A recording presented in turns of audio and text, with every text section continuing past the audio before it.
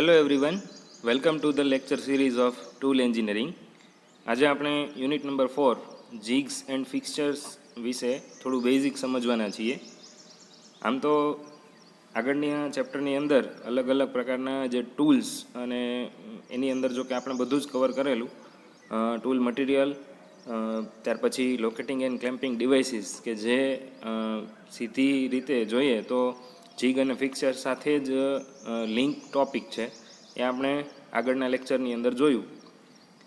આમ જોઈએ તો જે આખું મેન્યુફેક્ચરિંગ અને ખાસ કરીને મશીનિંગ સેક્ટર છે, એની અંદર પ્રોડક્ટની જે એક્યુરેસી છે એનો જે આધાર છે એ કટિંગ પેરામીટર ઉપર છે. અને કટિંગ પેરામીટર આપણને ખબર છે કે ફીડ, સ્પીડ અને ડેપ્થ ઓફ કટ.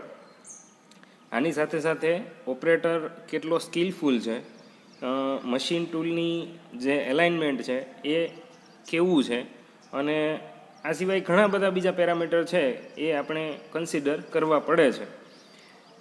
જે કટિંગ ટૂલ છે એ, ત્યાર પછી કટિંગ ટૂલ જોબની રિલેટિવમાં કેવી રીતે મૂવમેન્ટ કરે છે, કેવી મોશન છે, અને એનું અલાઇનમેન્ટ કેવી રીતે રાખેલું છે, એ પણ ખૂબ મહત્ત્વનું એક પેરામીટર છે.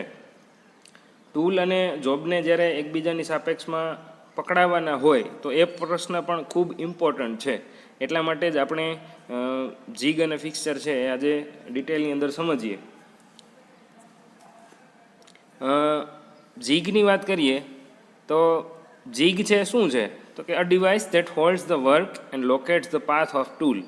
એટલે એ વર્કપીસને હોલ્ડ કરી રાખશે અને સાથે સાથે ટૂલને ગાઈડ કરવાનું પણ કામ કરશે. ફિક્સચર શું છે, તો કે આ device fix to the work table of a machine and locates the work in an exact position relative to the cutting tool. એટલે જે વર્કપીસ છે એને એવી રીતે ફિક્સ કરશે મશીન ટેબલ ઉપર કે જેથી કરીને જે કટિંગ ફોર્સિસ લાગશે, કટિંગ ટૂલને લીધે જે કટિંગ ફોર્સિસ લાગશે એને ઇઝીલી રિસ્ટ્રિક્ટ કરી શકશે, અને જે રિલેટિવ પોઝિશન છે એને એક્ઝેક્ટ પોઝિશન ઉપર રાખી શકશે. Anything use to hold a work piece in a desired location.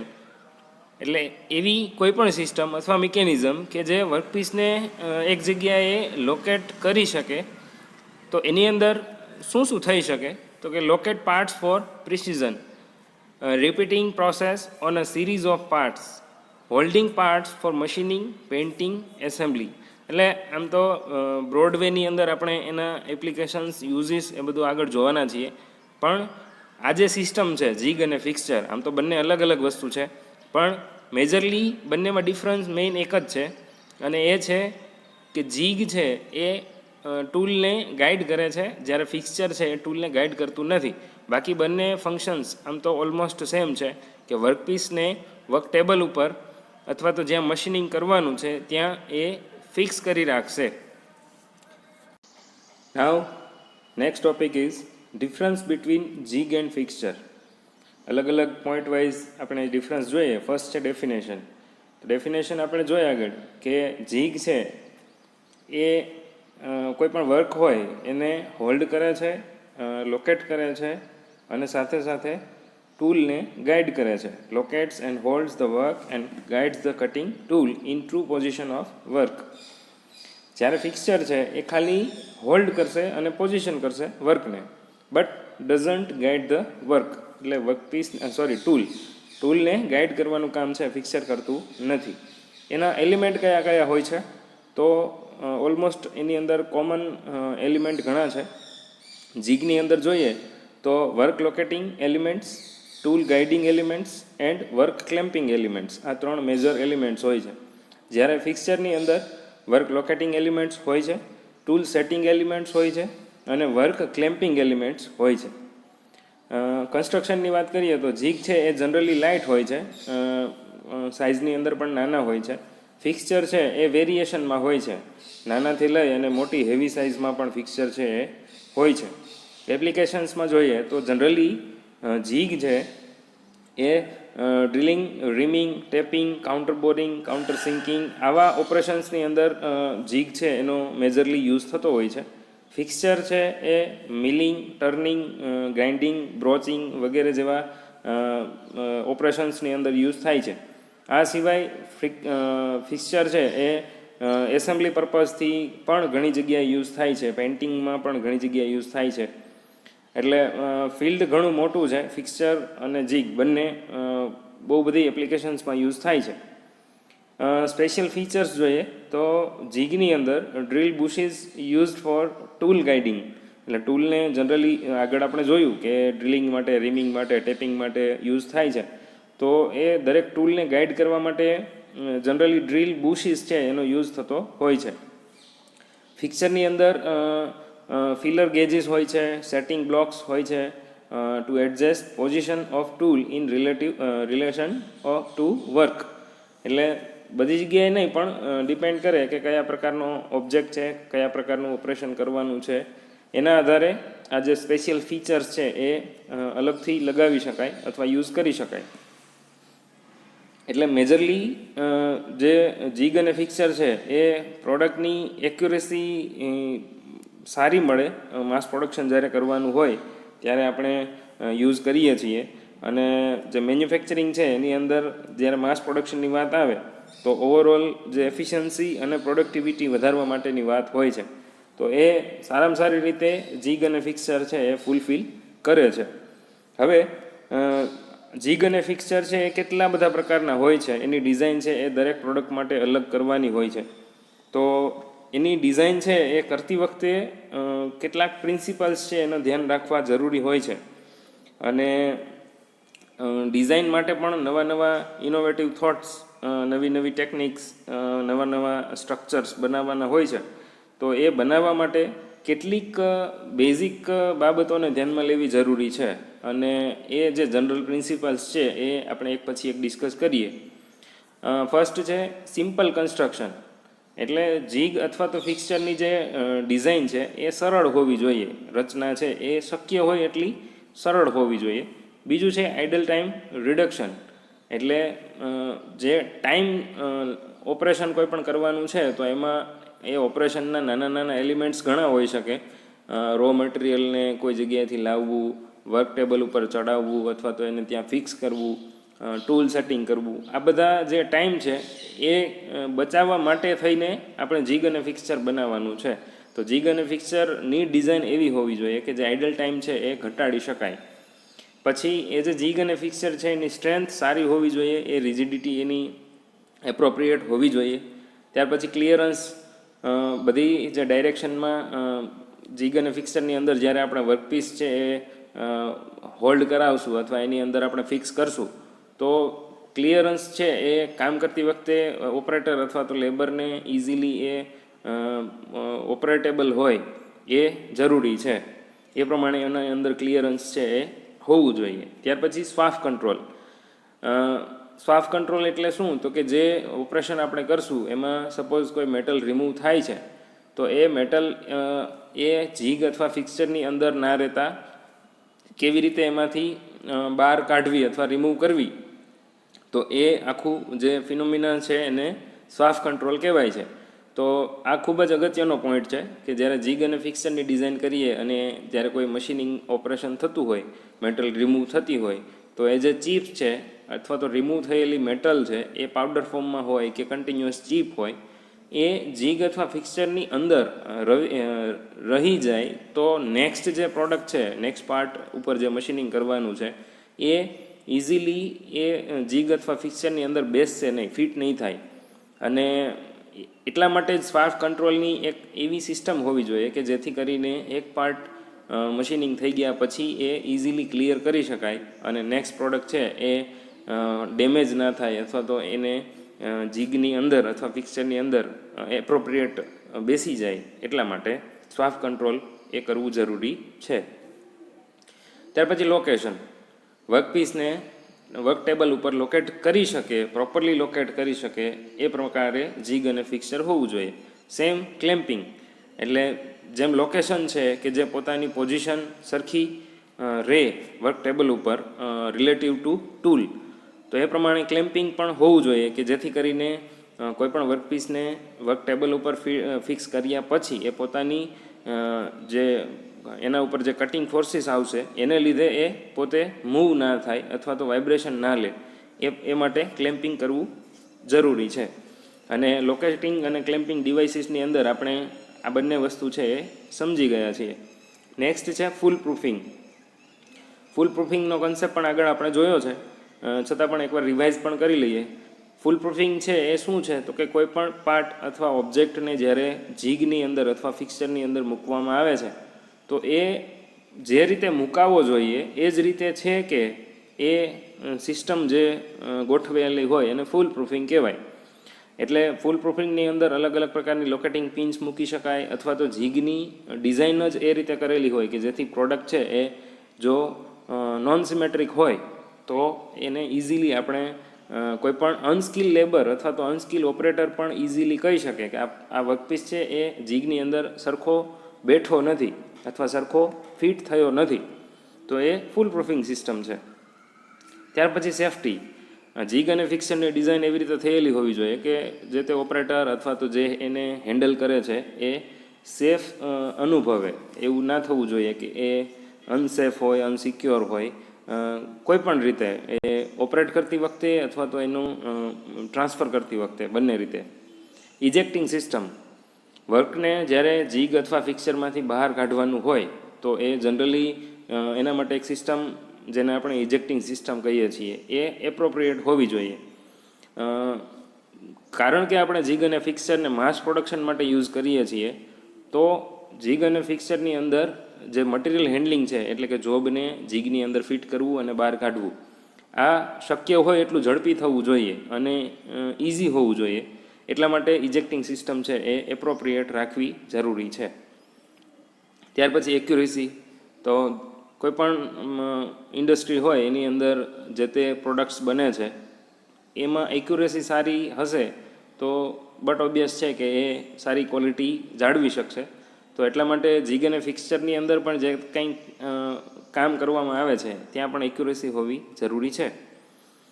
Control on wear. એટલે જીગ અને ફિક્સચરના જે પાર્ટ્સ છે એની અંદર ઘસારો કઈ રીતે ઓછો લાગે એ પ્રમાણે ડિઝાઇન કરવી જોઈએ. Effects of heat. જ્યારે મશીનિંગ થતું હશે તો મશીનિંગ કરતી વખતે વર્કપીસ અને ટૂલ આ બંને જ્યારે એકબીજાના કોન્ટેક્ટમાં આવશે ત્યારે હીટ પ્રોડ્યુસ થવાના ચાન્સીસ છે જ્યારે હાઈ સ્પીડ ઉપર કામ થતું હશે ત્યારે. તો એ જે હીટ છે એની ઇફેક્ટ જીગ અથવા તો ફિક્સર ઉપર કઈ રીતે ઓછી કરી શકાય એના માટે પણ ડિઝાઇન કરતી વખતે વિચારવું જોઈએ. ફટિગ. ફટિગ એટલે થાક. જે તે ઓપરેટર કામ કરતો હશે, વર્કપીસ છે એ જીગની અંદર ફિટ કરવું, મશીનિંગ કરવું, જીગમાંથી બહાર કાઢવું, તો એ દરમિયાન ઓછામાં ઓછો એને થાક લાગે એ પ્રકારે જીગ અને ફિક્સરની ડિઝાઇન કરવી જોઈએ. Table fixing. જીગ અને ફિક્સરની ડિઝાઇન એવી હોવી જોઈએ કે જેથી એ કોઈપણ જે તે પ્રોડક્ટ માટે બનેલું છે અથવા તો જે તે મશીન ઉપર એને એટેચ કરવાનું છે તો ત્યાં એ ટેબલ ઉપર ફિક્સ થઈ શકે. થોડું એ રીતે એડજસ્ટેબલ પણ હોવું જોઈએ અને ક્વિક ચેન્જ જો એની અંદર કંઈ કરવાનો થાય તો એ થઈ શકે એ રીતે એની ડિઝાઇન કરવી જોઈએ. અને લાસ્ટ છે હેન્ડલિંગ. એટલે જીગ અને ફિક્સચરનું હેન્ડલિંગ છે એ ઇઝીલી થઈ શકે એવી રીતે ડિઝાઇન કરવી જોઈએ. સપોઝ કોઈ ફિક્સચર હેવી છે તો એની અંદર એ રીતનું અટેચમેન્ટ અથવા તો એ રીતના એલિમેન્ટ્સ રાખવા જોઈએ કે જેથી એને ક્રેન અથવા તો જે લિફ્ટિંગ વ્હીકલ્સ હોય એનાથી એને મૂવ કરી શકાય અથવા તો એનું હેન્ડલિંગ કરી શકાય. એટલે આ બધા જનરલ પ્રિન્સિપલ્સ છે કે જે જીગ અને ફિક્સરની ડિઝાઇન કરતી વખતે ખૂબ મહત્ત્વના છે અને આ બધા જ પેરામીટર ઉપર કામ કરી અને પછી જીગ અને ફિક્સરની ડિઝાઇન છે એ થતી હોય છે. નેક્સ્ટ જોઈએ એડવાન્ટેજીસ ઓફ જીગ એન્ડ ફિક્સચર્સ. આમ તો જીગ અને ફિક્સચર છે એ માસ પ્રોડક્શન માટે યુઝ થાય છે કે જે ઓવરઓલ ઇન્ડસ્ટ્રીનો જે પ્રોફિટ છે એ વધારી શકે અથવા તો પ્રોડક્ટિવિટી છે એ ઇમ્પ્રૂવ કરી શકે. તો એના જે નાના નાના એલિમેન્ટ્સ છે કે કઈ રીતે એ એડવાન્ટેજીસ છે, તો એમાં ફર્સ્ટ છે રિડ્યુસ કોસ્ટ ઓફ પ્રોડક્શન.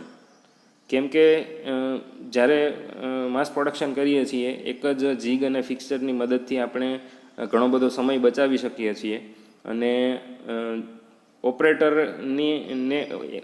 પણ વધારે એફિશિયન્સીથી કામ કરી શકે છે. તો ઓવરઓલ જે પ્રોડક્શન છે એનો કોસ્ટ છે એ ઘટશે, બટ ઓબ્વિયસ છે કે પ્રોડક્શન પણ વધશે.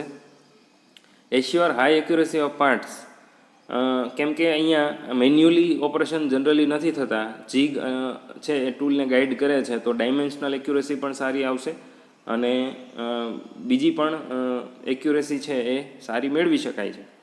પ્રોવાઇડ્સ ઇન્ટરચેન્જેબિલિટી, કેમ કે ડાયમેન્શનલ એક્યુરેસી સારી છે તો ઇન્ટરચેન્જેબિલિટી છે એ મેળવી શકાય છે. બધા જ પાર્ટ જે પ્રોડક્શન થાય છે એ એક જ સરખા હશે, ક્વોલિટી બધાની સેમ હશે. Enable heavy and complex parts to machine, એટલે એવું નથી કે નાના પાર્ટ્સમાં જ ખાલી ઓપરેશન થઈ શકે, મશીનિંગ થઈ શકે, પણ હેવી રેન્જમાં પણ આપણે કોમ્પ્લેક્સ પાર્ટ્સ પણ બનાવી શકીએ, કોમ્પ્લેક્સ ઓપરેશન્સ પણ કરી શકીએ છીએ. Reduce quality control expenses, productivity સારી છે, સાથે સાથે ક્વોલિટી પણ સારી મળે છે, એક્યુરેસી સારી છે, એટલે જે ક્વોલિટી કંટ્રોલની કોસ્ટ છે એ ઓવરઓલ ઘટાડી શકાય છે. ત્યાર પછી લેસ સ્કિલ્ડ લેબર અથવા તો ઓપરેટર છે એ ઓછો સ્કિલ હશે તો પણ ચાલશે, કેમ કે એને પોતાની બુદ્ધિ દોડાવવા કરતાં એને જીગ અને ફિક્સચરને સારી રીતે બસ ઓપરેટ કરવાના છે, એટલા માટે સ્કિલફુલ લેબરની જરૂર છે એ અહીંયા ઓછી પડશે. સેવિંગ લેબર, એટલે મેન્યુઅલી કાંઈ આમ તો જનરલી ઓછું કરવાનું હોય એટલે ઓછા વર્કરની જરૂર પડશે.